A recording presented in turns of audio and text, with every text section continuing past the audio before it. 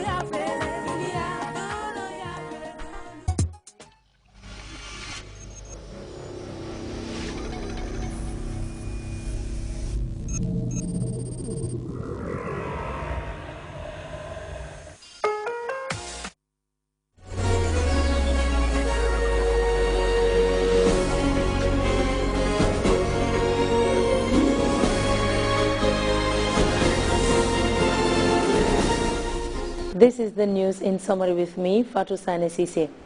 The President, His Excellency Sheikh Professor Alhaji Dr. Yaya Jammeh, has met with legendary Cameroonian footballer Roger Milla in Douala during the Gambian leader's recent trip to Addis Ababa, Ethiopia. The former Cameroon international, who led his country to the last 8 of the Italia 1990 Football World Cup, remains a leading icon in the world of football. Shortly after his meeting with the Gambian leader, Milla spoke to Grts' Abdunjai about a range of issues, including the state of the continent's football development.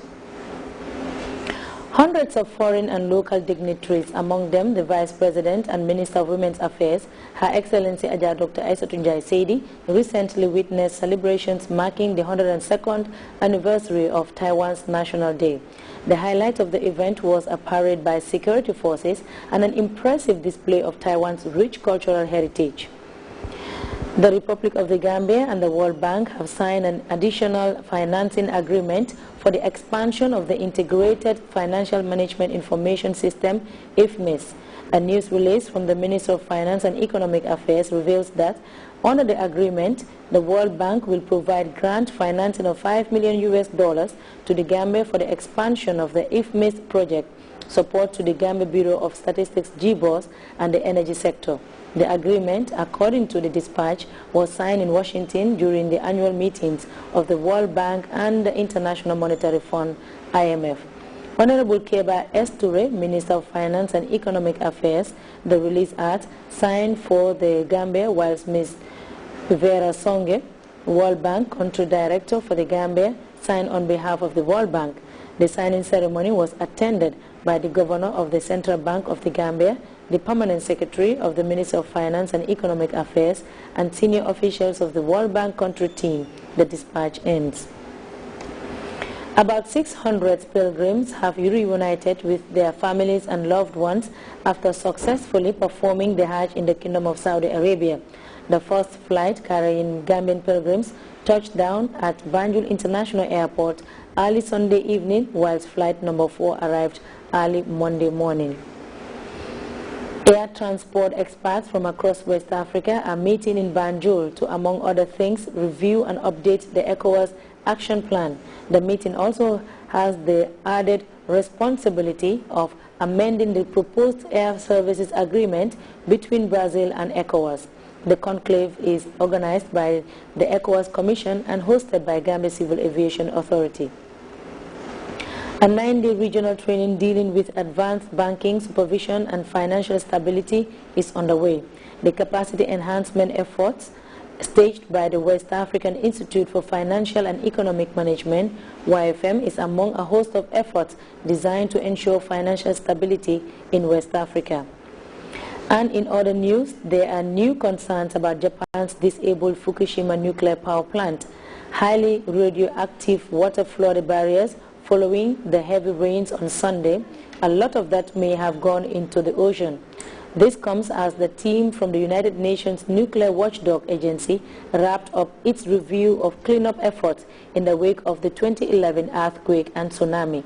It says Japan has done an enormous amount to reduce people's radiation exposure in affected areas. Some of the workers at the Fukushima nuclear power plant are speaking out now, and they said they have been dealing potentially with unsafe working conditions and extremely low wages for the dangerous work they are doing. The mother of the American prisoner Kenneth Bae is speaking out about her recent visit to North Korea.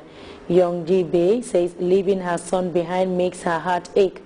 Bae was sentenced to 15 years in a labor camp. The North Korean government accuses him of committing a hostile act. In an exclusive interview with CNN, Young-ji Bae said she fears for her son's health. We now turn to the U.S., where the 2 escaped convicted killers are back behind bars in Florida. Now authorities want to know how they got out of prison in